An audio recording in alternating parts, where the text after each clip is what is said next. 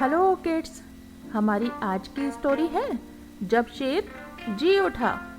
बहुत समय पहले की बात है। द्रोण नगरी में 4 दोस्त रहा करते थे।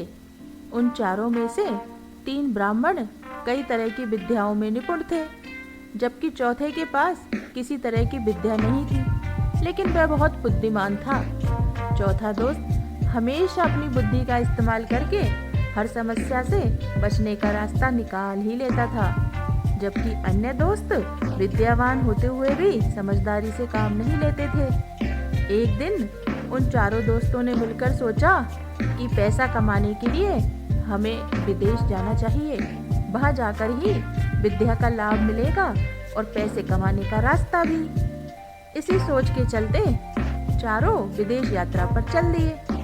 यात्रा करने के दौरान एक ब्राह्मण दोस्त ने कहा कि हम में से सिर्फ एक दोस्त के पास विद्या नहीं है।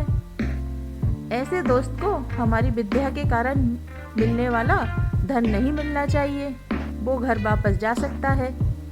इस पर काफी देर चर्चा करने के बाद दूसरा दोस्त इस बात से सहमत नहीं हुआ। तीसरे दोस्त ने कहा, ऐसा करना ठीक नहीं होगा। हम सभी बचपन के दोस्त हैं और अब यह फैसला लेना गलत होगा। हम जो कुछ भी कमाएंगे उसे 4 हिस्सों में बांट देंगे।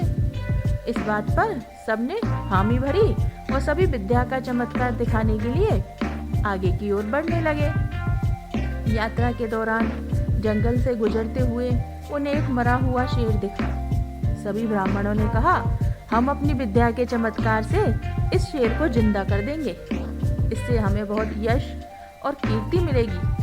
तीनों ब्राह्मण दोस्त उसे जिंदा करने में लग गए, लेकिन चौथे बुद्धिमान दोस्त ने उन्हें ऐसा करने से मना किया। उसने कहा कि अगर तुम लोग इसे जिंदा कर दोगे तो वह जिंदा होते ही हम सबको खा जाएगा। चौथे दोस्त के बहुत कहने के बावजूद तीनों दोस्त नहीं माने। उनमें से एक ब्राह्मण शेर की अस्थियों को समेटने लगा तो दूसरा उसके अंक को और चौथा उसके शरीर में प्राण डालने की कोशिश करता रहा। तीनों को अपनी अपनी विद्या का इस्तेमाल करते देख चौथा दोस्त डर गया।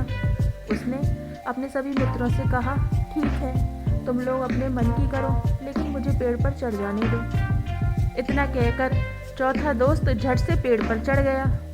वहीं अन्य दोस्त मिलकर अपनी सिद्धियों और विद्याओं के बल से उस शेर को जीवित करने की कोशिश में लग गए।